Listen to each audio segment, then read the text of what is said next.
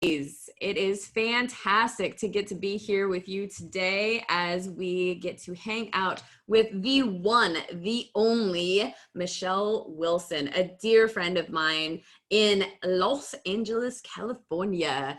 And she is going to be talking today about her Velocity group and coaching that she does with mompreneurs, and how she has a phenomenal son and her journey through that, and her journey with domestic violence, and like all the incredible things that she does in the world. Michele, thank you so much for being on the show today. Oh, thank you so much, Elysia. And you are amazing. You know, when we first met, it was like immediate connection. It was. And I just remembered when you were driving across the county, or the county actually across the states, you came and visit me. And I thought that was so amazing that you took time out. And so I just love just speaking with you. You're just a bundle of inspiration, joy, and even when we have those valleys, I just love talking to you. So thank you so much for having me today. You're very welcome, my dear friend. It's a really beautiful journey to get to meet people in the world and just have that instant connection. And like, no matter where you are in your world and the travels that you take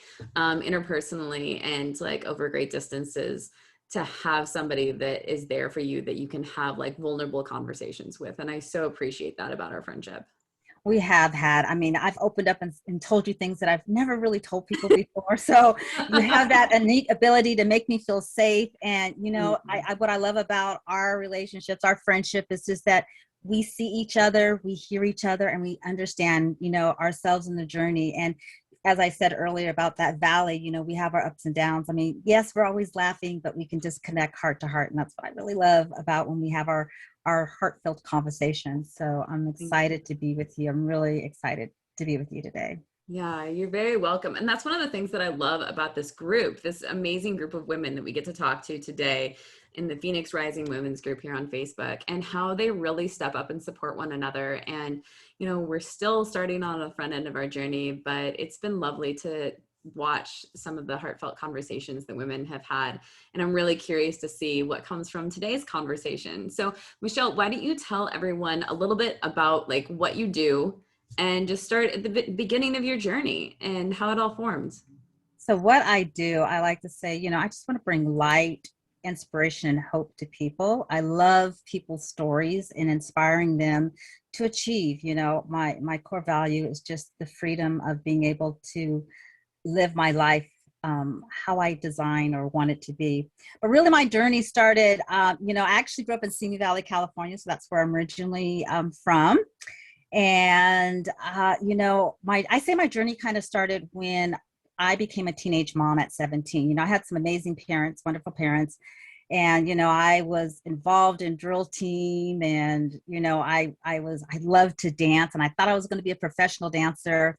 And then that one decision, right? The one decision where I decided, you know, I didn't really know what I was doing actually at the time when I got pregnant at 17, because I was actually a victim of child sexual abuse. And so I was kind of messed up in the head and really didn't understand. I had really a lot of problems with intimacy and so forth like that. So even when I had my first boyfriend, I really didn't have a clue what we were doing, you know, just really didn't have that sense of connection. But that being said, you know, I thought I was going to be a professional dancer. I used to love to sing, dance in my choir and do productions. And then when I became a mom, my life changed, and I actually felt like my dream slipped away from me, right? And then my parents was like, you know, hey, you got to go to school, you know, go to college, get a good job, and really take care of your son. And so that's what I did. I didn't go the path of my dreams. I just went to college, and I just found myself being a struggling single mom.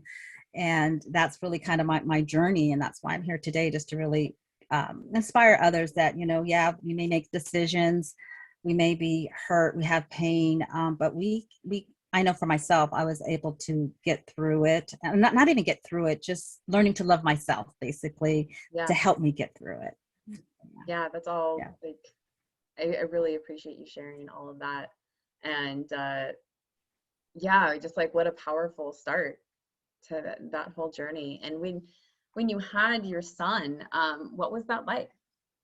And like discovering what was so going on with him? Yeah, that was a very interesting story in itself. So I was brought up Catholic and my dad's a deacon. So I came from a very religious background. So when I thought I was pregnant, I just basically didn't have my cycle anymore. I got scared and I didn't reach out to anyone. I actually didn't say a thing. No one knew I was pregnant. I was in drill team. And on our squad, we couldn't drink, we couldn't curse, we couldn't smoke. So if you had a baby, Yeah. they probably would have kicked me off the team. So I was really scared at the time, I mean, dancing was my life. I wanted to dance. And so I didn't, for the whole pregnancy, I didn't go to the doctors. I just mentally said I wasn't pregnant. I was actually performing in parades. We were marching like 10 miles. I was doing splits the whole time I was pregnant. So I really understand how powerful your mind was, because I just really denied to myself, I'm not pregnant, I'm not pregnant, I'm not pregnant. And I was working, going to school, dancing and everything. And then literally a day before I went into labor, my mother, I was actually my cousin at the time, she had gotten pregnant too. And I was supposed to be in her wedding and my mom was making our dresses. And so she had to measure me, and then she saw my stomach, and then she's like, are you pregnant? And I'm like, still denying it. I'm like, no, I'm not pregnant, but I have this big, huge belly, right? And then, finally I broke down and said, yes, I think I am, but I haven't been to the doctors. And I'm going to say it's by the grace of God, he kept my son safe. But literally the next day, my water broke and I went into labor. My mom rushed me to the hospital and they're like, so how many weeks are you? I'm like, I don't know. Cause I really just blocked that whole thing out of your mind. That was my coping, throughout, even when I had the sexual abuse, I learned how to block things out. And so that was my coping mechanism. Yeah. And so when I was pregnant, literally we brought my son home, like we had to put him in a drawer because I didn't have any baby stuff or anything like that. So that was the start of my youngest son, who's 39 now. But that was his journey, and then my mom was like, go back to school. I had like about 5 or 6 months left of school. She's like, I'll take care of him. Just go back to school, graduate, and go to college. And so really no one knew that I had a baby in high school. And I actually went back to dancing like 2 weeks after I had him. It was like my senior year. So I wanted to do, and we were professional. We competed all over Southern California. And so we were like the top in our field and so forth. So that was like my life, So literally 2 weeks after I had him, I was back out there dancing, doing parades and everything. And I finished my senior year. No one knew I had a baby. So that is the power of mindset. And I'm just so thankful that my parents were supportive at the time. I've never actually heard this story. I'm just like, I know. I'm telling you, there's a lot of stories I really haven't shared, but it's just amazing. And even my best friends didn't know until a year later. They're like, "What? You have a baby? Why didn't you tell anyone?" I was just scared. I was a scared teenager. And back in those days, with family, we just didn't really talk about that, teenage pregnancy and so forth. So we just kept it kind of like a secret. Now people are, very open about it. But at that time, we didn't have that resource. I don't even think there was anyone in my school at the time that I could say was really a teenage mom, Wow. So to say that I was, so, and I think through that kind of probably was my journey with all the relationships that I had, because there's like, I always had to hide a part of me, and starting when I was in high school and not being able to tell anyone that I had a baby, because we just thought it was, safe. I can go back to school and finish college, finish high school and just go to college, which I did. And then when I went to college, everyone knew I had a baby at that point in time. But, that was kind of how I started out. How did your dad handle it, being a deacon? At the time, actually, my dad wasn't a deacon. He was actually getting ordained to be a deacon at the time. So like that year, like 6 months later, I think is when he actually got ordained. So he was already like 3 or 4 years. But my son was here. There was not much they can say. They just loved him. It wasn't like they didn't shame me or, they're just like, just don't have any more kids. But, we had a baby.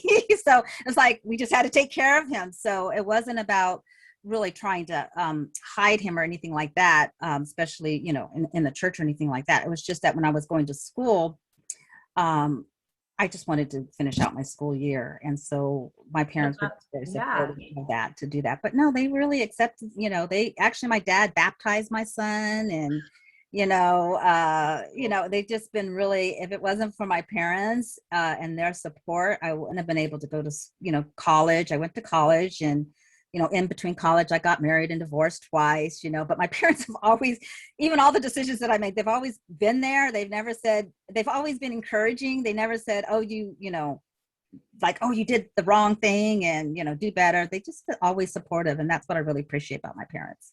That's really cool. And like, what happened to your son's father? So the first son, so I have three children, right? So my first son, what happened was when we were dating, okay, he disappeared on me, right? And so I didn't know what happened. Like, we were dating and he was gone. And then I found out that his mother had passed away and he joined the Marines. And so when my mom said, hey, you got to tell the father, I'm like, well, I don't know where he is. So I kind of had to track him down. I reached out to his sister and they're like, oh, he's in the Marines. So that's what happened to the first, my first son's father. He was in a Marine, and, we kind of dated a little bit here and there, but it really didn't work out, and so he knows his dad, and that's really what happened at the first relationship. He just kind of disappeared on me. He didn't know I was pregnant at the time, but then I told him that, hey, you have a son. Hello. Congratulations. You got a son. I'm like, what? And they look alike, so there was no denying, because they look alike, so there was no denying that, right?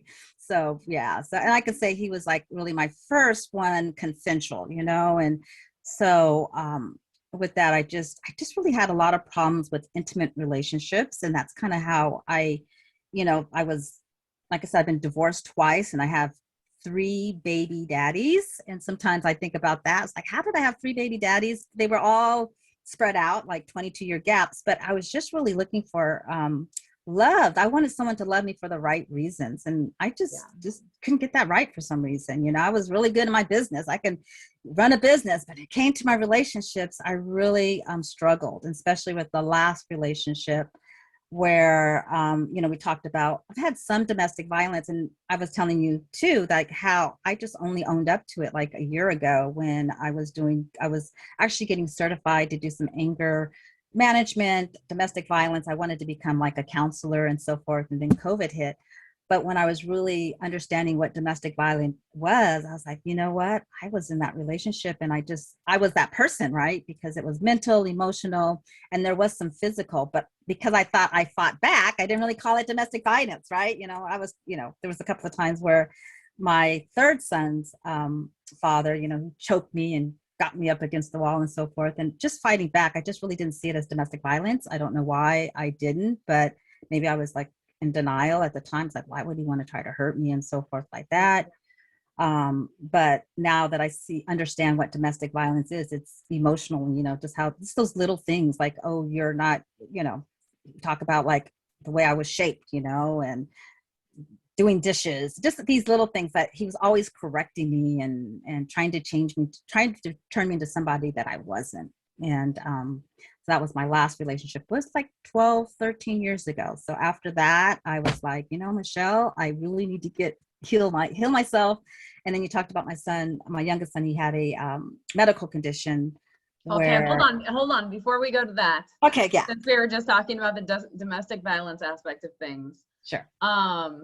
When you were doing the coursework, what are some things that you feel like, based off of the coursework you were taking to become certified in helping people with anger management and domestic violence, what are some of the signs that women can be aware of to be more mindful of, like, being in a domestic violence situation? Because like you said, you were kind of in denial and you were coping in different ways. So what's some of your advice for the ladies out there listening? Well, the first advice is, it's not just physically, because a lot of times you think domestic violence is physical. Oh, he had to hit me or choke me or, do something physically, but it really starts with the emotional, right? When just that I'm not good enough and not worthy enough. So, some of the signs for me is just how he was talking to me, and then there was infidelity in our relationship. And I mean, I knew it, but I wasn't feeling worthy enough that, hey, stop it or else type of thing, or just leave him.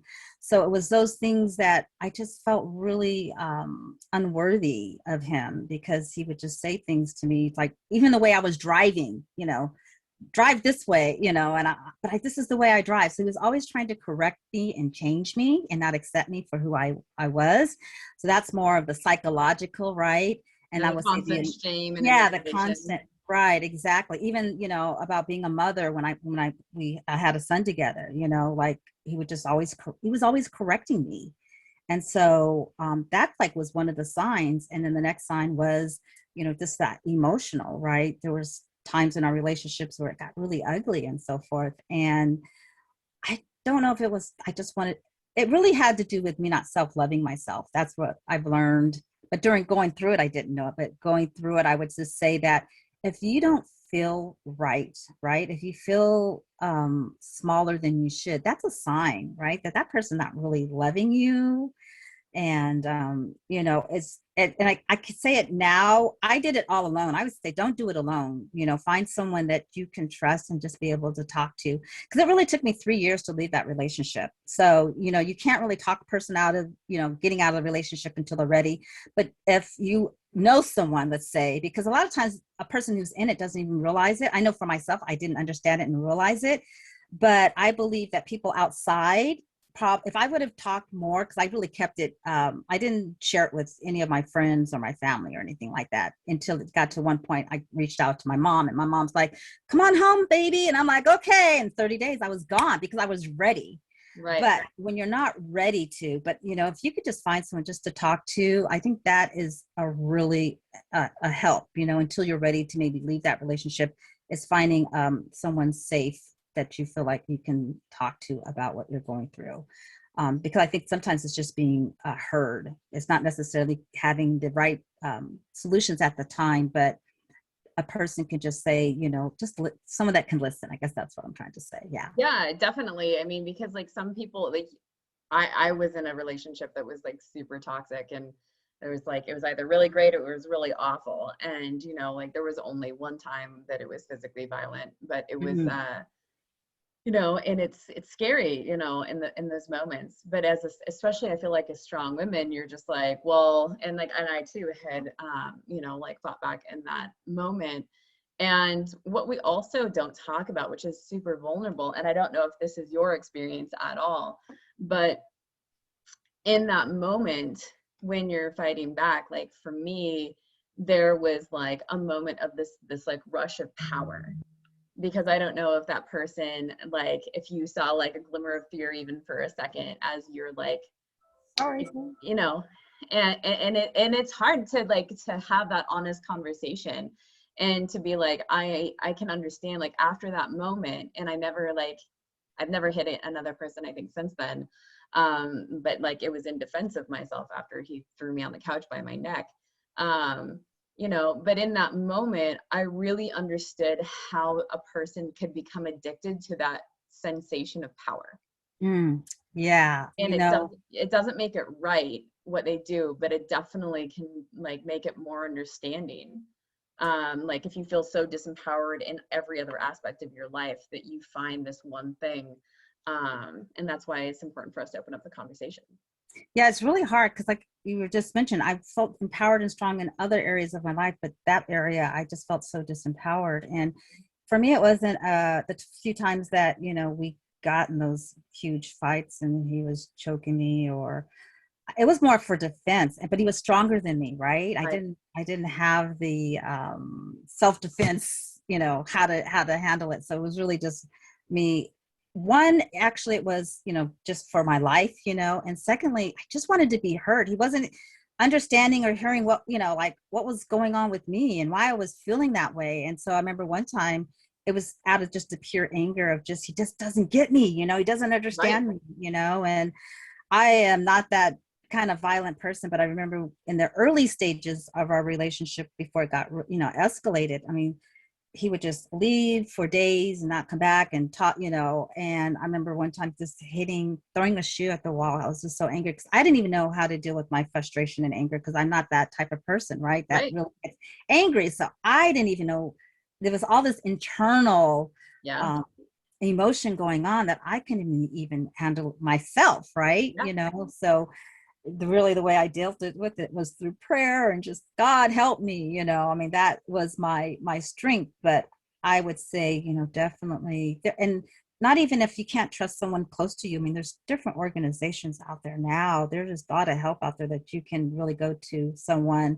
who's been through that, right? Yeah. What you're going through and understanding. Because, I think that was another fear and shame. If I talk to someone, they don't really understand it. They're just going to say something like, really dumb to you, right? So that's another reason why. So I think that's why we kind They're of just like, why are you doing that? You're like, that's right. really not helpful. Yeah, why are you doing that, right? Yeah, I'm like, why do you be with that person? You're like, if I knew the answer to that, I wouldn't be here.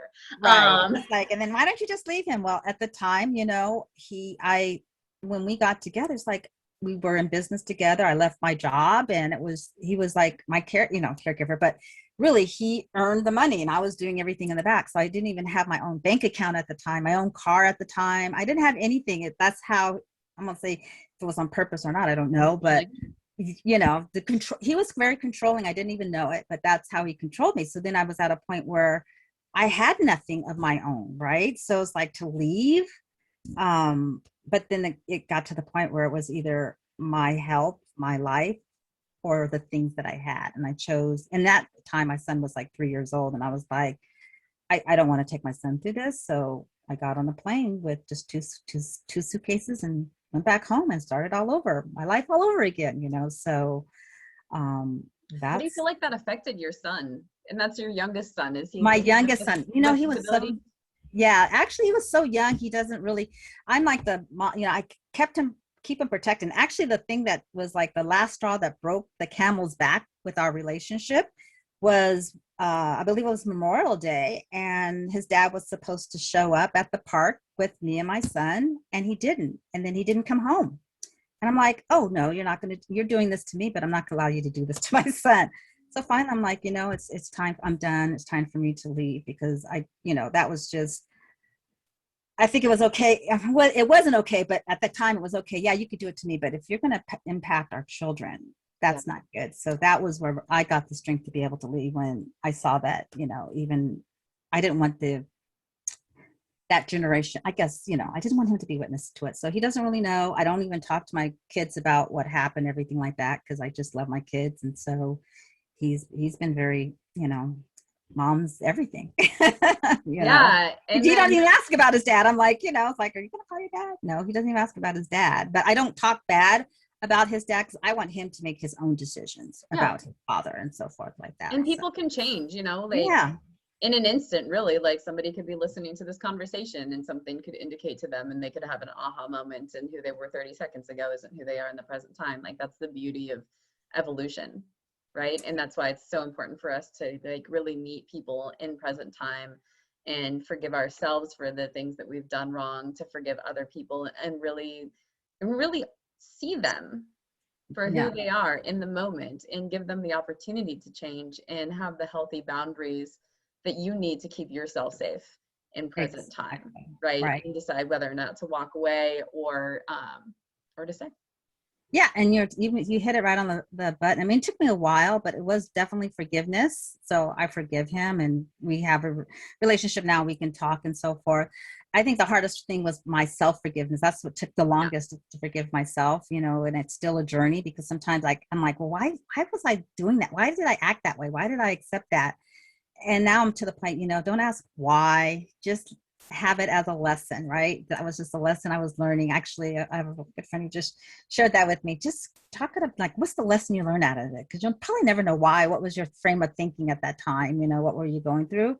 Because those whys will just eat you up. Like, why did I act that way? Why did I stay in that relationship so long? So instead of asking why, I just now say, hey, this is the lesson that I learned. And I think that whole relationship, I really found out, like, what does Michele want? I think I was always helping other people and helping other people with their goals, not really knowing what I really wanted. And so now that I have really clarity on what I want, now, let's make it, it's not just about you, it's about us, right? So that's what I'm looking forward to the next journey. No, that's really beautiful. That's the way I try to look at things is that even when somebody does something that really created a struggle or a lot of pain for me, I try to frame it with gratitude to that person, and not in condoning what they did, but in mindset and making it worth something, you know, Yeah. like, well, that if that person did X, then they were probably in a lot of pain internally, like mentally, physically, that there's something that they're really struggling with in their lives that took them to the point that they felt that they needed to do that to me or somebody else. And Yeah. when it has something to do with me in particular, I look at it with gratitude because that happened and I can't change that that happened. But I can look at it as a lesson of how I can react to something and come to a Mm. place of neutrality emotionally and Yeah. see how I can evolve to be the best person that I can and use that story to serve someone else with empathy and genuine compassion.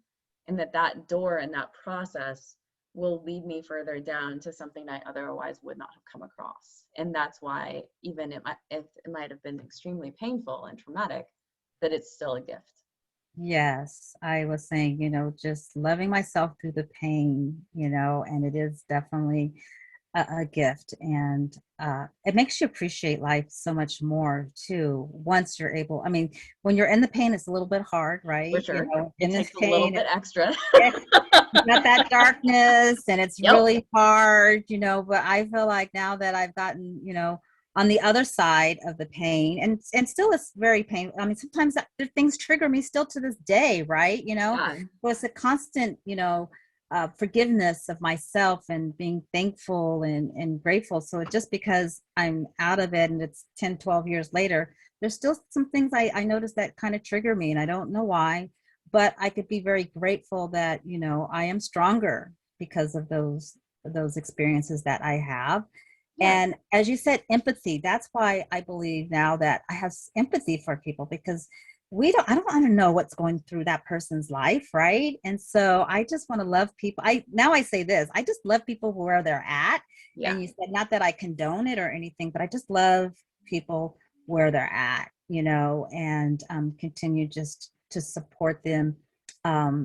And I mean, support's just loving them. That's what I mean by support. Yeah. No, and even if that love is just energetically and having Yeah. healthy boundaries so people can have the autonomy to do the work for themselves that they need to, instead of sometimes, like, as nurturers, we can really want to help them through that when sometimes they need to just do it on their own, even if they're like getting really mad at us. And that's why it's really important for all of us to be able to learn what our true value system is and what is important to us for our integrity so that we can hold those lines and communicate our boundaries and, sometimes love people from a distance, be like, I'm sorry. Yeah, you're so right. It's like we got to do our own work. And Yeah.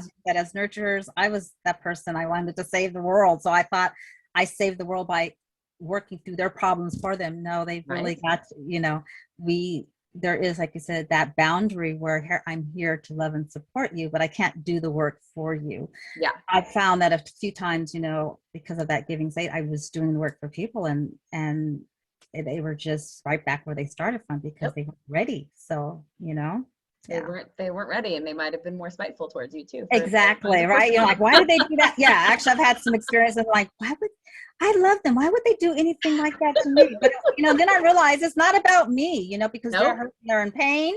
Yep. It's not about who I am. And Nope. it's because they're in their pain. So, but yeah, I've had people steal from me. I've had people done so many things to me. And I'm like, why? I'm so confused. I've only been Why is good this to you. Right. So. You interrupted their trauma loop, and how dare you? Yeah, how dare I, right? And they went back to it, right? After Yeah. I've been in it. And then I felt, yeah. And it could be, it also like that lesson I learned is because I'm focusing on them, I can't focus on myself again. So, it was, yeah. So, Your own right. thing. There, I Mm-hmm. have this beautiful analogy for problems. Yes, I like to hear it. I think it's beautiful because I think it's pretty. Um, so it's like a prism, right? Like you've got a Mm-hmm. crystal, and the light comes through the crystal and reflects in different colors. Right. And so it's a problem. It might look like it's exactly the same problem to everyone else in the world. But each prism, each little piece that it reflects through is like you're learning one piece of it. And until you learn all the different pieces for it to come through in that one single stream of perfect light, you have to continue the problem. Wow. That is a beautiful analogy. And when you were talking about the prism, I was thinking myself, because sometimes I felt like I've had this problem. How did I arrive here again? Sometimes the lesson you have to go through it 2 or 3 times to get the lesson. And that was for me a couple of times. I'm like, how did I end up back here again? Right. You know, You have to learn another piece of the prism. right. It was another piece of the prison. So, and That's that's what what you didn't learn the first time. no, yeah, it would look differently, but it's still, because I've really started over 3 times. I had to leave 3 men and start over 3 times, and that the third time was like, okay, there's one common denominator. It's me, you know. So even though I had different issues and different problems, I found myself up this, you know, I would end up in these relationships that were just either toxic, not serving. I was miserable, unhappy. And so I was like, okay, Michele, you just need to hold on. I mean, you know, like take a break and really find out what it is in my being that's missing, you know, that I'm attracting these kind of men, or I'm attracted to these like kind of men, right? Because it's both ways. So that's what I've been doing over the past few years, which is really like, what does Michele want?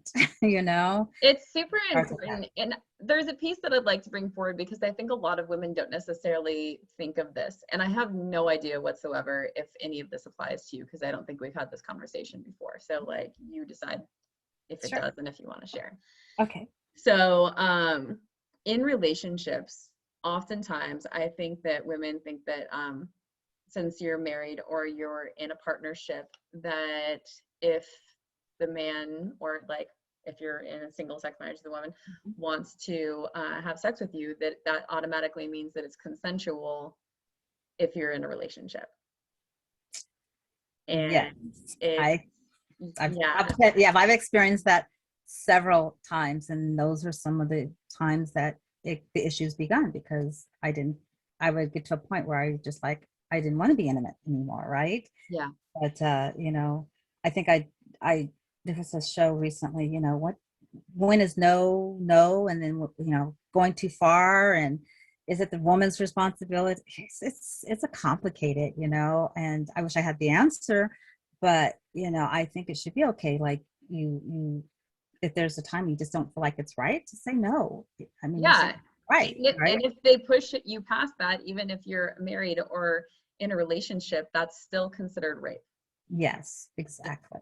And a lot of people don't realize that, but it's really important for you to feel that you're safe and that things should still be consensual in the relationship. Like, I was with somebody one time, and they didn't feel like I was being reasonable, and they wanted to go down on me, and they like wrenched my leg, and actually like, and because I was saying like no, and they were like trying to like rip my legs open, and they actually hurt my low back worse, because like they were being so forceful about things. And we didn't eventually like go through that, and we did eventually end up breaking up, but like, just to be transparent about those sorts of things. And it's hard, because I feel like even with our girlfriends, we oftentimes don't have those conversations about what's going on behind closed doors, and if that's okay, right?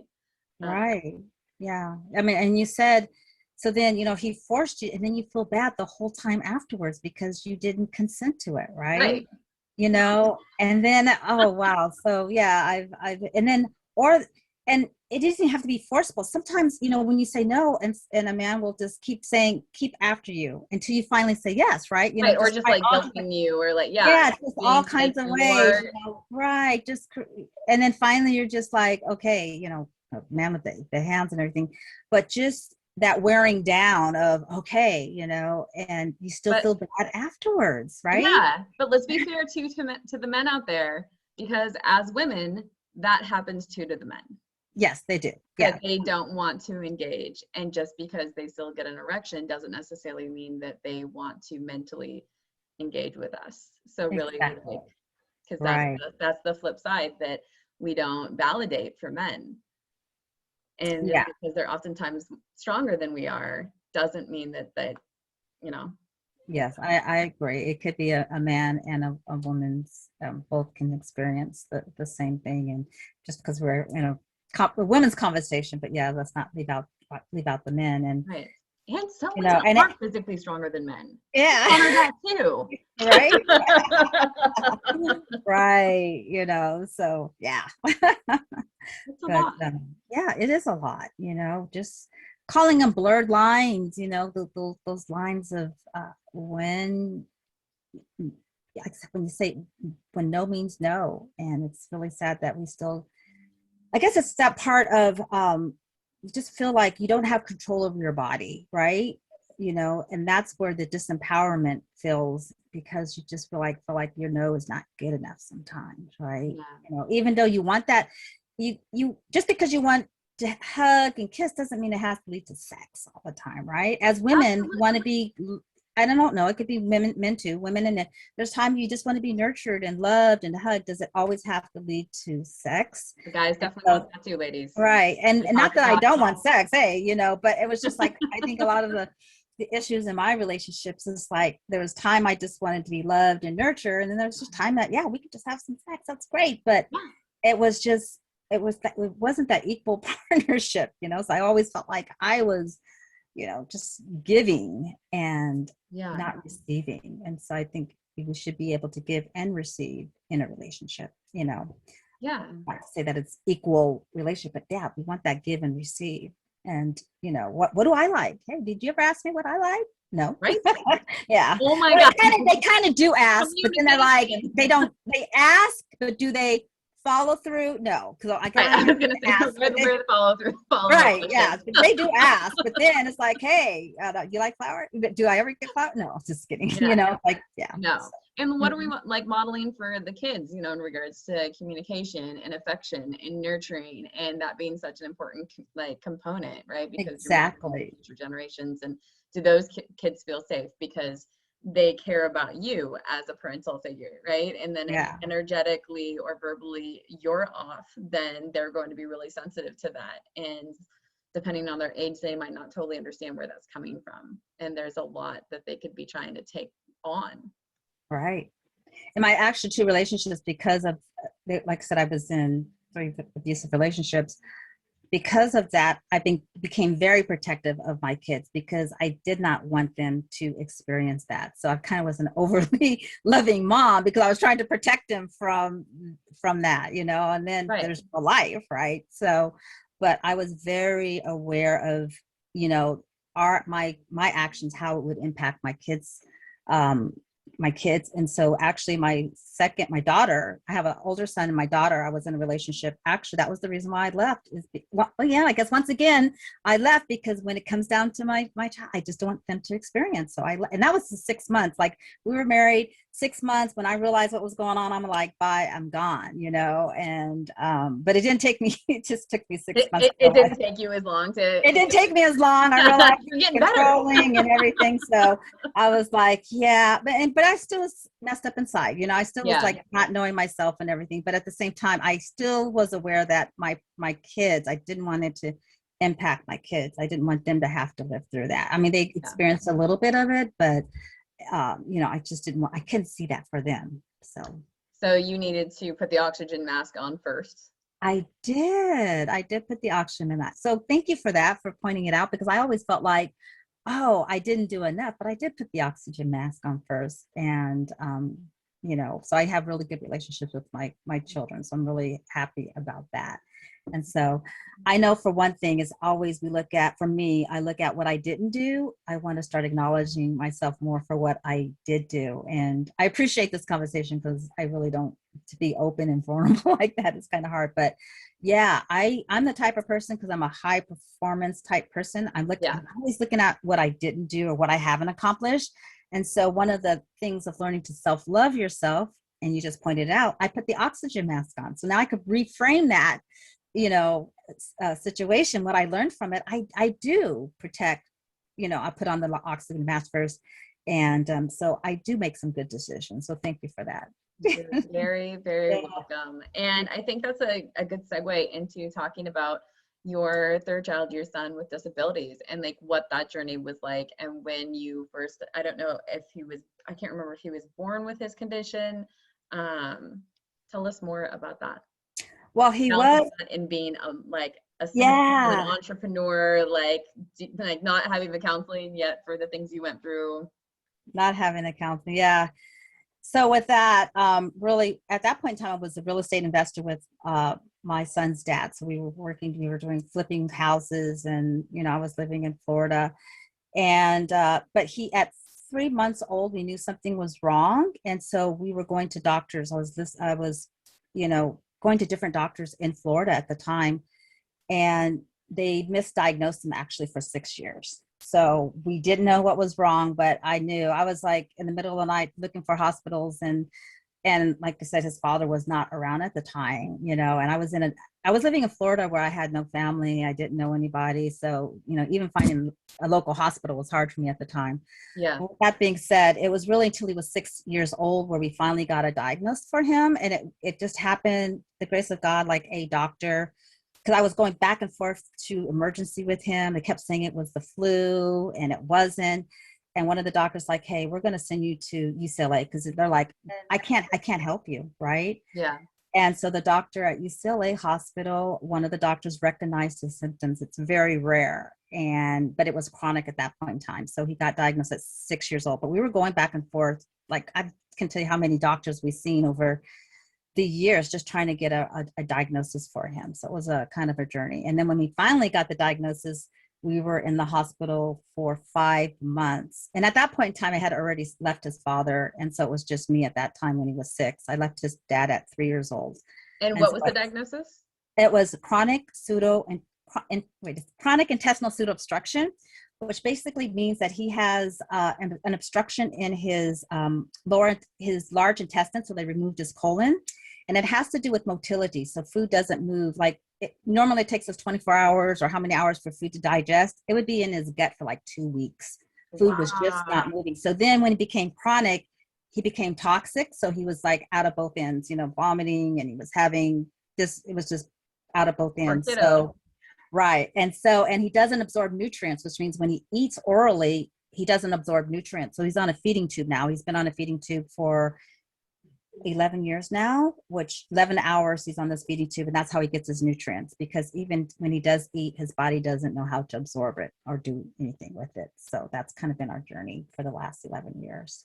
Yeah. And you have been the primary caretaker for changing out his feeding tube and all of that. You want to talk a little bit about that journey? Yeah, I would love to talk about it. And really, when you talk about the entrepreneurship, what happened, how I even started was when he was diagnosed in the hospital. I'm a single mom. I'm like, okay, do I stay there with him or do I go back to work? So I chose to stay in the hospital with him. And that's when I started my business actually out of my son's hospital room. Wow. Because I wanted to be there with him. I didn't know it was going to be 5 months, but it was like I had to pay my car note and my insurance. I had some bills to pay. So I had a phone, and it was a direct sales company. And I had some amazing, friends and support that helped me while I was just, being there. But with that being said, when 5 months later, they're like, oh, well, they taught me how to take care of his feeding tube. I mean, I used to be the type of person, when I saw blood, I would get nauseous. So when my kids have a cut, I'm like, no, I can't do it. I can't, go find someone else to put the Band-Aid on. I was literally that person. But when my son became chronically ill, they're like, no, you've got to learn how to take care of his feeding tube. So, I mean, that was just in itself. So the first 3 to 4 years was probably the most challenging, because I had to learn, I'm his 24-hour caregiver, right? And it's not just his feeding tube. He gets an injection every single day, and he has other medical things, like with his ostomy and so forth. So with that, I'm always managing, like, we're on the Zoom, and then I have to leave on the Zoom and go take care of my son, like, okay, what do you need?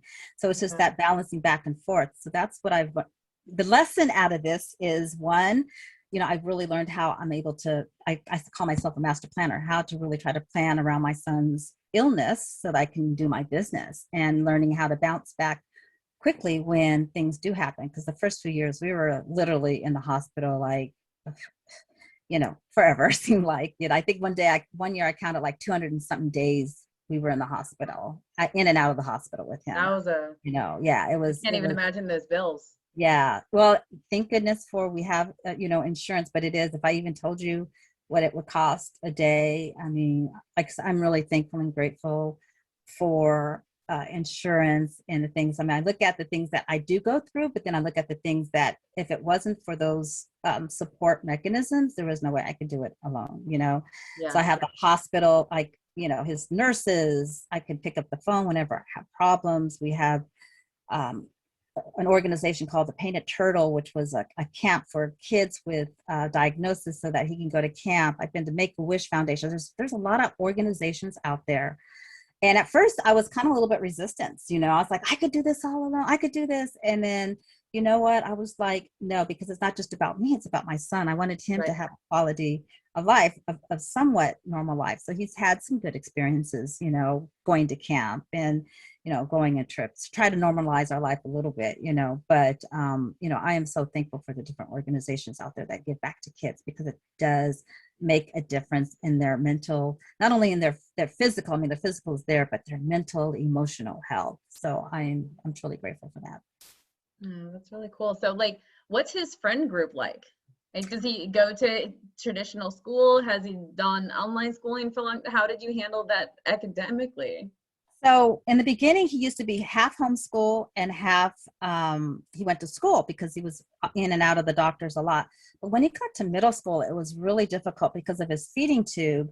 He doesn't get off until the mornings. In the morning, he's nauseous. He's not feeling well. Yeah. So he missed all his core classes. So finally, we went totally homeschooling about 3 years ago. Mm-hmm. And he has an IEP, which is great, you know, definitely. So I'm always talking with his teachers and just really setting goals based on his needs. And for anyone who doesn't know what that is, it's an independent educational plan. Yeah, independent educational plan.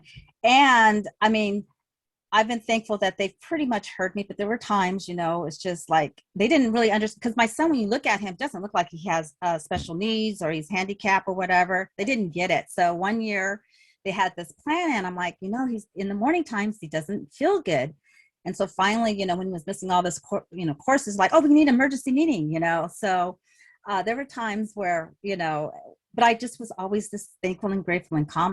You know, try not to get angry, you know, when the insurance denies something. I just go through the process. Like, I just know what, I just don't take no for an answer. Let me tell you. So I appeal everything, you know, it's like, I do not take no. Don't mess with me. I don't take no. But I'm not like mean, and, you know, I'm very polite. So people just like, wow, you know, when you know, it's like, what can you do to help me support my son? Because I want him to be able to, you know, be able to live a fulfilling life and be able to, you know, just because I know I won't be here for him the whole time. So now we're getting at that page where, I won't say transitioning, but I have them in like the Department of Rehabilitation. They have a program where, you know, let's talk about career options and so forth like that. And so I just been really, it's about his goals and his needs that I really look at. In the beginning, I will say the reason why I kept him in school is like, oh, I want him to be socialized. I thought, you know, being at school to help him socialize, and not realizing he wasn't at school, so he wasn't being socialized. So one time I had a conversation with one of his, actually he has, like, when we go to clinic and so forth, they always have like a social worker. And when we're in the hospital, we have social workers. And they're like, you know, nowadays, you have friends online, and he does. He's been playing online with his friends through his gaming platform. And I never even like acknowledged it, that was kind of a socialization skill for him. Yeah. So he's had friends for like 4 or 5 years. And now really in the last week or so, he's like, Mom, I want to meet my friends, you know, and he's talking about them getting together, you know, after they all have their shots and so forth. Cause he's 17, right? So he's a little bit older now, and he's built these relationships, but now they're saying, hey, we want to meet in person. For all these years, they didn't want to even meet. And now they're like, I guess they're getting older, and like one's going to college, and they're like, you know, we want to meet up. So, you know, it's just going through that. Yeah, it's just going through that. And then recently he just got another diagnosis, autism. So, which was kind of overlooked, it's all good. You know, it's all about just giving him help and support. So I have no really what that's really about, but it's that socialization, you know. And actually it was the Department of Rehabilitation that said, hey, I work with a lot of kids and I see there's some communication things going on. Why don't you go ahead and get it checked out? And instead of saying, oh, no, it's not that. I'm like, you know what, let's get them evaluated. If it's yes, yes. If it's no, it's no. I still got them evaluated. And I'm so glad I did, you know? So yeah, but I don't like putting labels on my child, you know, that he's like, I always say he's special, because he doesn't see his illness as as limiting. I always I've actually had a sister who had Down syndrome. So I was just really raised that, that's my sister, I'll say that's my sister with Down syndrome. That's my sister. So even with Javon, that's Javon. And yeah, we have these special needs through our day. I say it's our new normal, but at the same time, I thank God that he trusted me to be his mom. So that's how I see it. That's really beautiful. Yeah. Is your sister still around? So my sister's still around and she's been in a nursing home. So let's go back to crazy, right? My life was crazy. So there was a time where I actually, that time when I left my ex, I came back to really help my mom with my sister because she had a seizure. And so she was bedridden. Oh, wow. She couldn't talk anymore. She couldn't walk. She couldn't feed herself. So I really came back to help my mom and then put my life together. Well, then in that period of time, with like a year and a half or so, my mother was diagnosed with lung cancer. Oh, wow. So then I was, no, take it back. Then my son got sick, actually. I was here to help my mom, and then my son became chronically ill. So then when we were getting out of the hospital through that whole period, then my mother was diagnosed with lung cancer. So I had 3 family members at the same time I was taking care of. My sister, my mom, and then my son. And my dad was there. And you were working. And I was working my business. Yes, I had a business. I say, if I had to think about it, I probably would go crazy by now. But, I the Lord is the one I just put my strength in. It's like one of my mantras was like, I could do everything through Christ who strength. That was my mantra for years. It was like 4 years where I was under this extreme pressure because trying to take care of everyone and run my business, because I had to make a living, right? So there was a time. So what happened was my sister got really, really ill. And my mother was ill in the hospital. My son was in the hospital. There was like 3. My sister was in one hospital. My mom was in another. And I was in the hospital with my son. And then it finally came down where they said, your mom, she has like, what is it called? It went to the brain, right? So she only had a couple of weeks to live. So we're like, my sister, they said, she needs full-time care because it was me and my dad trying to handle it. And it was really difficult. So we decided to put her in a nursing home. So she's in a nursing home, but like she went in a nursing home on a Wednesday. My mother passed on a Friday, and then my son was in a hospital. No, my sister, we put her in a nursing home on a Wednesday. My mom passed on a Thursday. And then on Friday, I was in the hospital again with my son. So through that period of time, I just give glory to God, because if I had to think about it, I would go crazy. And that was one reason why I was like, relationships, it was not my thing at the time. People were like, don't you want to date? I'm like, no, I had a lot going on. I didn't. You're like, not really. Nope. Not really. Yeah. So, but that really just taught me. So that I think through that caregiving and running a business, that's this muscle, because people are like, how do you do all that? Oh, if you saw what I used to do, you're like, this is fine. This is fine. Yeah, your head would be spinning, But what I learned through that whole experience, because I just have a heart for caregivers, because for my son, I'm like, you're a baby coming in and then you're a baby leaving, right? So I was literally taking care, of my baby and taking care of my mom, who I love dearly, and then my sister. And it's just, you've really got to have a heart to love people, to be able to take care of them. And, like I said, I'm thankful that we were here, because we just really wanted to be. We didn't want to put my mom in a nursing home. We didn't really want to put my sister in a nursing home, but it was like she needed 24-hour care. So she's been in a nursing home since about 4 years now. So, yeah. Mm-hmm. And they said that she'll probably have a good life because she doesn't have stress.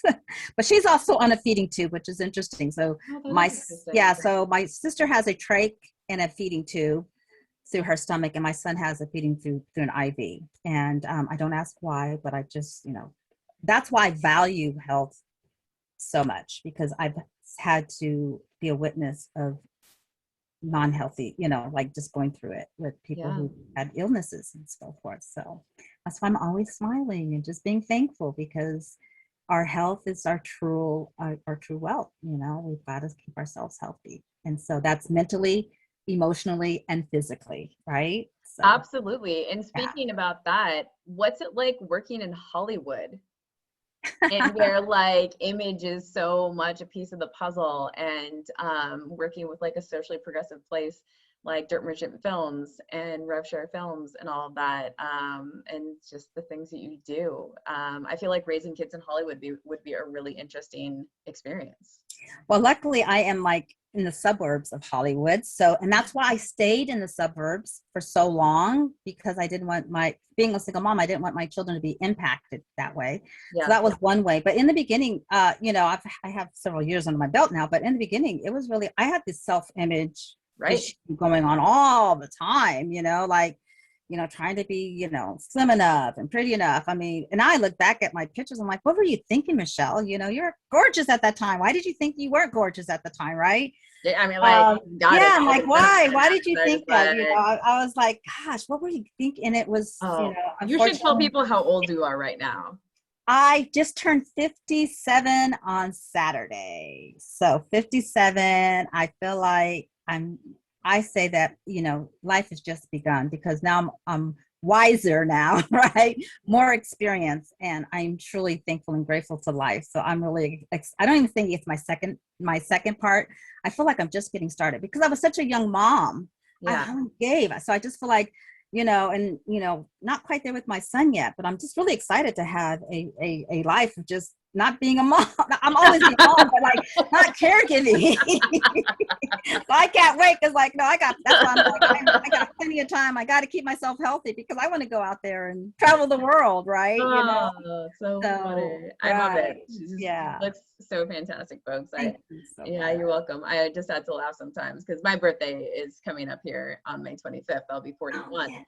Oh my gosh, you look great too. And your story is amazing too. Like, I think that's how come we connected, because I'm like, how did you overcome? How did you start, you know, walking again and everything? Because I think sometimes the things that we go through, it would knock a person down and they can't get back up, right? You know, and I love like what Les Brown, he says, you know, if you get knocked down, just land on your back so you can get back up. And I think that was just something somewhere I learned throughout my journey, that I just kept getting back up and I just wouldn't quit, right? You know, and not an option. Yeah.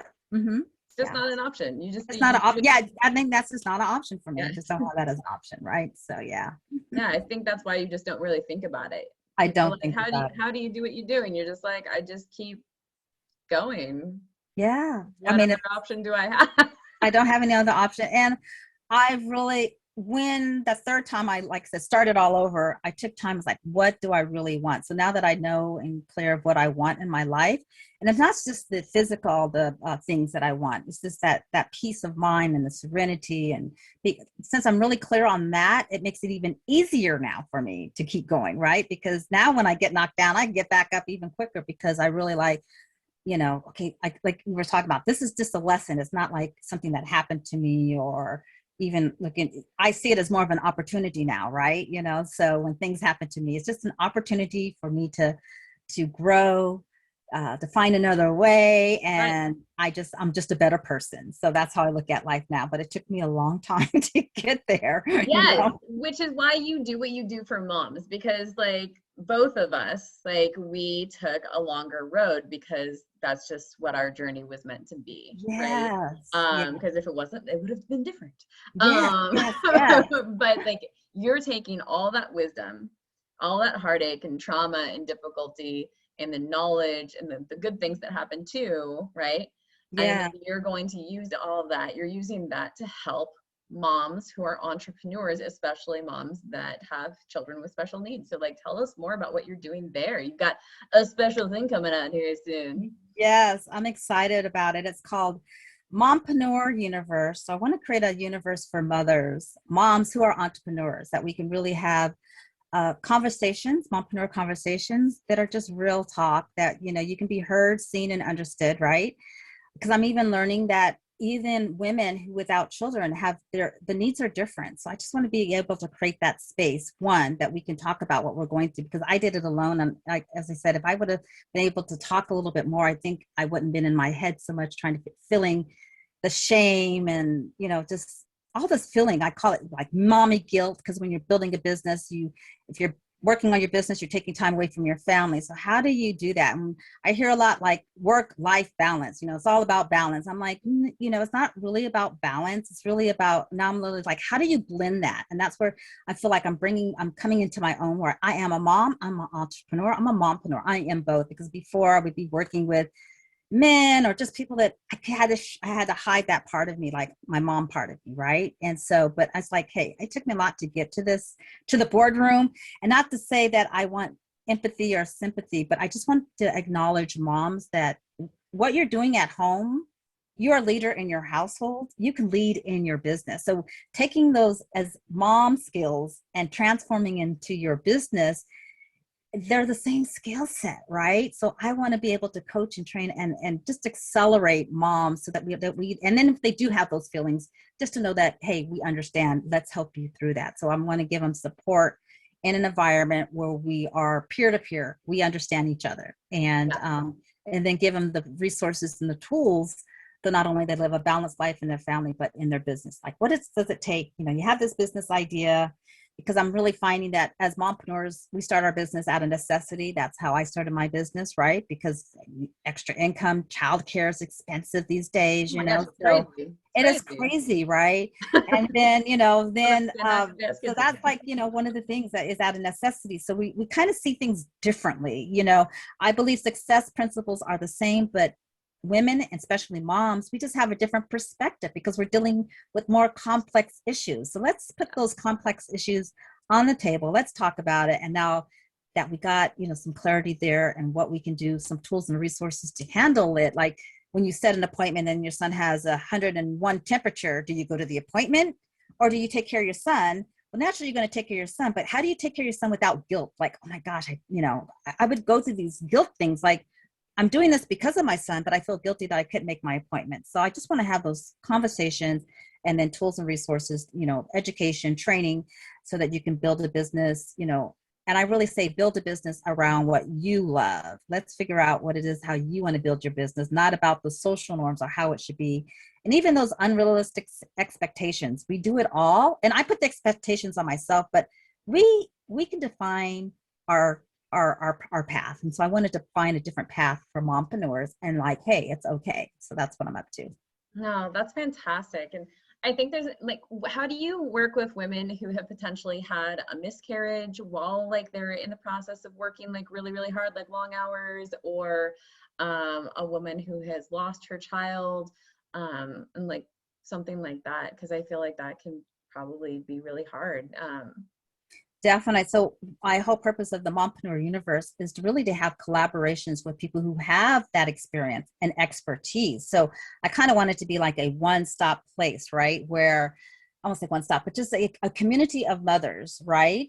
Mompreneurs, maybe that person has a business that helps women through that. So that's the whole purpose, so that they can get the help that they need. Because I just want to be that really like the connector, the foundation, the support holder, and then I will collaborate with other mompreneurs who can provide those services. So and a grief counselor that's a mom, right? A grief counselor that's a mom, and so forth like that.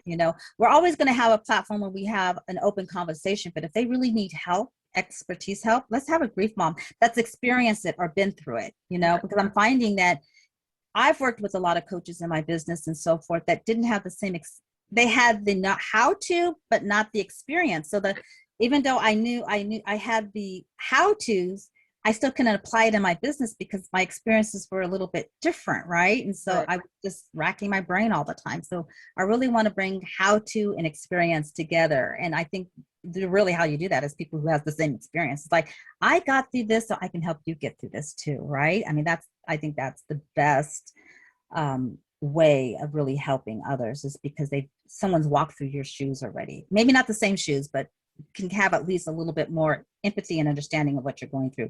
So that's the kind of environment and community I want to create. They're like a same brand of shoes. Yes. Like a slightly different style. Exactly. Different color, but at least they feel comfortable, right? So, yeah. Absolutely. No. Are you recruiting for any women for your platform for them? I am looking right now. I'm in launching tomorrow. I'm doing my pitch deck. Yes. So I always say a mentor needs a mentor. So I've been in an entrepreneurship program. So I've created this platform. So I'm actually pitching tomorrow, but I am looking really right now. It's a free platform for mompreneurs. I'm looking for people to join my platform it's not really my platform, it's our platform, because I really want to give it to the community, because what I've learned through my program, it's all about what does your customer need, want, and hear. So I'm looking to hear what's out there, like what is it that you really want to, and then let's provide it in the community. So yes, please contact me if if you have a business, or you want to start a business, or you just want community, just moms who, I believe that even if you don't have a business per se, but if you're at home running your home, you're an entrepreneur, you're running that home, right? So I'm telling you, because it takes the same skill sets. I remember I was saying, try working scheduling, budgeting, right, budgeting, managing. Yes, managing a 2-year-old, trying to negotiate with a 2-year-old to eat their vegetables, right? I mean, that takes skills, right? Then with your teenager, so the skills that we work with our kids are the same skills and they're probably even better when we're working in our business, because we can really understand. So this learning what our leadership skills as moms, how we can transfer those leadership skills, or those, business skills into our business. So it's just really connecting the dots is what I want to do, and create a foundation and support for moms who own businesses, mompreneurs who desire and just want community. So yeah. That's fantastic. Do you have any words of advice specifically for moms who have children with disabilities? Yes, absolutely. Which I'm going to give you advice that I didn't take. I wish I would have took earlier. Took earlier. But really, finding a support group, because I really feel like there were times where I just wanted to talk to one and I couldn't, because I didn't think they understood me. So, if you're feeling lonely, trapped, just stuck, seek some, not so much just professional advice or whatever. Cause I did, when that time period, when I was with my sister and my mom and my son, I went to get some counseling advice, and then they're like, oh, you're depressed. And it wasn't really, oh, I was depressed. I was grieving. Right. So, labeling, and I did go through some cognitive, therapy and so forth, but I really didn't get to just grieve my mom's loss. I really actually grieve. It was my mom I lost, my sister because we put her in a nursing home, and I even lost my son, if you think about it, because his whole life changed, so I didn't have that opportunity to grieve. So I would just say, if you're really feeling in that dark place, just seek a support group, especially with special needs, and with that support group you can meet other parents who are going through what you're going through. I would mention the Painted Turtle is an organization that once a year we have what's called family camp. And so that I would go to family camp, and we have these circles and we were able to share. So I did, it was like once a year, but you don't even know what's going through you emotionally until you get into a group of people who are having the same experience. And all of a sudden it's like, oh my gosh, because you feel like you're all alone, that you're only the one experiencing it, but there's a lot of other people that can sympathize with you. So I would say that would be like kind of the first step, to get that kind of support. And then, take care of yourself, because we talked about it earlier about the oxygen mask. Yeah. I really believe for my mother, what happened was she was taking care of my sister so much as she wasn't taking care of herself. So I saw it firsthand. Caregivers will give so much and not take care of themselves when they become ill. I witnessed that with my mother.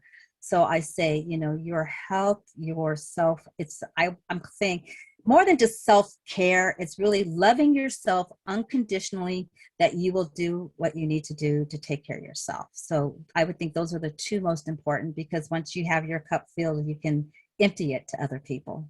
Yeah, that's so beautiful. Thank you so much for that, Michele. And where can people find you? So you can find me. So I actually have a business, which is Velocity Group Global. Inc. is my business, but as I said, I'm just working on my I believe it's my purpose, my legacy, just it's called Mompreneur Universe. So you can go to mompreneur universe.com. That's where my community is. Or I am on all the social media platforms. You could just find me. I'm Michele with one L. Michele Wilson with one L. And so I'm on like social media, LinkedIn. Just reach out to me, and I'll give you my information. You can post in the group, like how people can get in touch with me, but just reach out to me.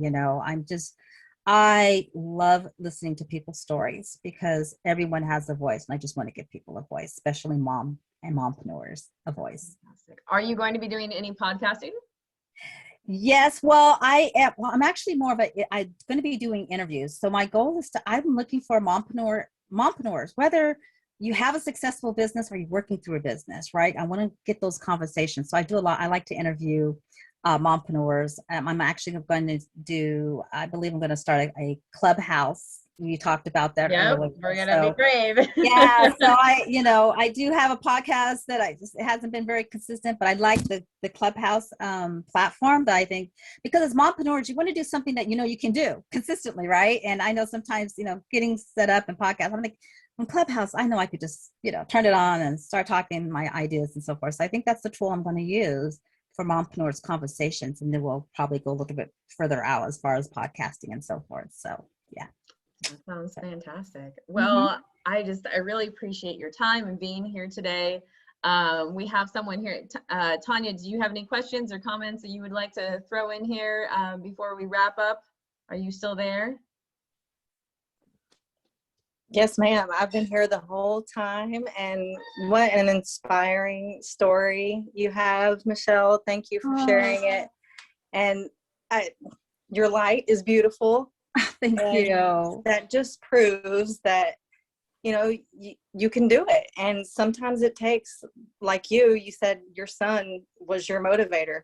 And I have that story as well. So I'm like nodding my head the whole time you're telling your story, like, yep, I get it. I get it.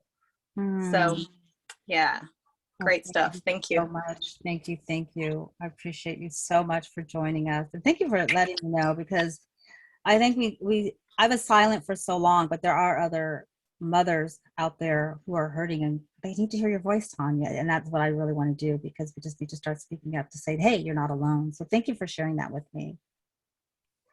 Absolutely. And I think the hardest part for women that have been in controlling situations is that they have been made to feel unworthy, and they're scared to speak up, and they don't know where to start. So it's important for women like you to be there for them. Thank you. Thank you. That means so much to me. So you just filled my heart to know. And I'm learning, like, this is one of my stories of my journey. This really wasn't about me, I mean, it's about me, but it's also about sharing with others, so that we are not here to be on this earth to be alone. We're here to be here as communities. So that's what I'm learning through this journey.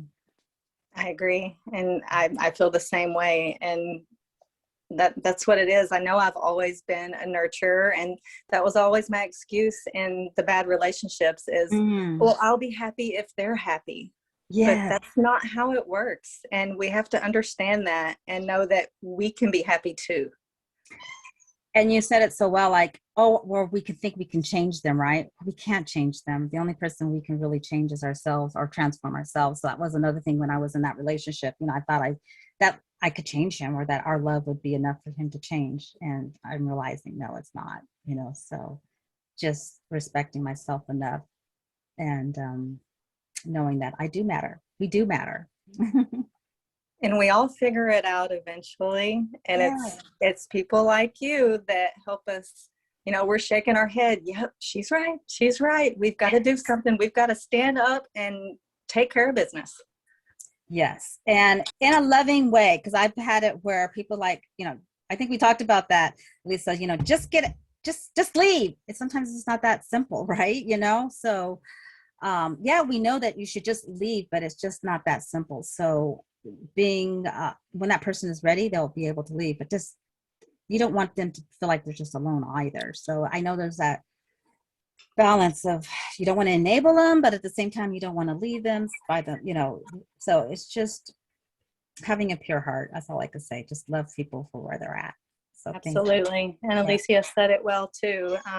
You just have to look at it as more like a lesson and just grow from it. Yes. Thank you so much, Tanya. It really means a lot to me too, to have you here and be able to know that having Michelle on helped you to get to, hear the things that she had to say.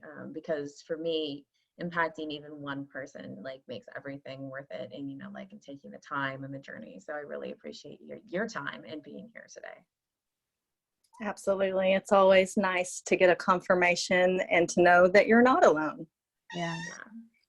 No. And I just want to acknowledge you because I know you said, oh, this is the first time I've gotten on Zoom. And that's where it's that step of courageousness. I don't know if that courageousness is a word, but your willingness to get on, even though like, I don't know what I'm doing, but you got on. So that's where I know a lot of times for me was my some breakthroughs or transformations were things that I was kind of scared to do, and I did it anyways. So I just want to acknowledge you for that. Thank you so much. Yeah, the hardest step can sometimes just be showing up. Yeah, that is one of the hardest steps. Yeah. Just across the board. Exactly. I still do it all the time too. Yeah. It's a journey for all of us, and pushing the envelope and just trying to find our way, and especially during this pandemic, it's been really interesting because so many of us have had to pivot and redefine ourselves and how we show up in the world. And for many people, I would easily say most, that can be a real struggle, and not always necessarily having the support of a partner or your family or community. And in learning how to be able to step outside of yourself and ask for help and find help, because there is help out there for everyone if they're willing to step forward and ask for it. And for free even, like from people, and just showing up in the world. And so many of us, like, you can see people at the grocery store, at the gas station, you never know, like somebody walking down the street, you never know where somebody's at. Yeah. And so just meeting somebody with genuine kindness and an authentic smile can really change a person's life if they're like incredibly low on bandwidth. Yeah. So to remind that. Absolutely. Wow. I loved our conversation so much, Elysia, and thank you so much for joining us. Tanya, so thank you. You're very welcome. Any last words, Michele, Tanya, before we wrap up our live today? Well, I think after our conversation and really this hearing, like I said, what can we do? I think just being courageous to take the next step is what I want to leave with that. It's just, it is a courageous moment that you need to take the next step, not knowing what the outcome is, right? So just be courageous to take the next step, whatever that step may be. I mean, you may not even think it's a big step, but I mean, it could be just a very little step of this, hey, doing something for yourself that you normally wouldn't do. That's a courageous next step. So that's what I'm going to be saying, hey, the courageous next step. That's, what that might look like. It could be huge. Like, yes, I'm leaving him or her, or just, hey, I love myself. I bought some flowers for my birthday. That was my next step, because I love flowers. Why wait on someone to bring me roses? I brought roses for myself. So that was my next courageous next step. So just those little things can pour so much, because it does begin with you. It's really doing business from the inside out. So yeah. No, that's really beautiful, and I love that. I call it leaning into the unknown. I actually just did a live, ironically, on that just in the last couple of days, and like I took myself out to dinner and drinks like a couple weeks ago when I got ghosted by a guy that I was supposed to be going on a date with. I think it was like last Friday, and I was just like, yeah, it could be super uncomfortable, and I don't know what's going to happen with that. And I ended up at a table of 8 people that I collected over the course of a couple of hours, and I had an epic evening. But and I talk about having faith, and for some people, having faith means having faith in God or having faith in the universe.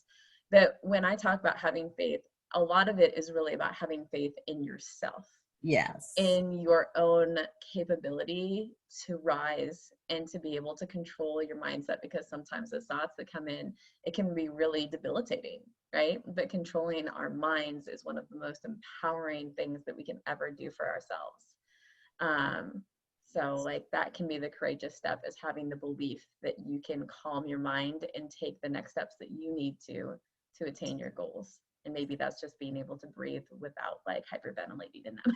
Yes. Just like, breathing. Absolutely. And I love what you said. And one thing I love about your group, you said the rising phoenix. I remember there was a point in time where I was struggling and I thought of the phoenix, right? That we had to burn ourselves, right? To rise up to be the beautiful, queens, princesses that we are, or kings, Right. But that phoenix rising, and I love that. And so when you shared with me your group, I'm like, yes, that was like one part of my life where I just kept thinking of the phoenix, right? That I'm going to rise, that I still rise. I'm going to rise. So Yeah, all those little things help. thank you. Yeah, and that the tears of the phoenix heal the world. And so to not be afraid to cry and be vulnerable, because in that vulnerability is actually the strength that helps to heal not only yourself, but those around you. Yeah. Well, thank you for allowing me to come and heal. I appreciate you. You're very welcome. Yeah. Tanya, my dear friend, thank you again for being here. Any last words before we close it out? Thank you very much. You're very, very welcome. All right. Bye-bye. Ladies and gentlemen, if you see it later on YouTube, thank you so much for watching and for having an open heart. Goodbye.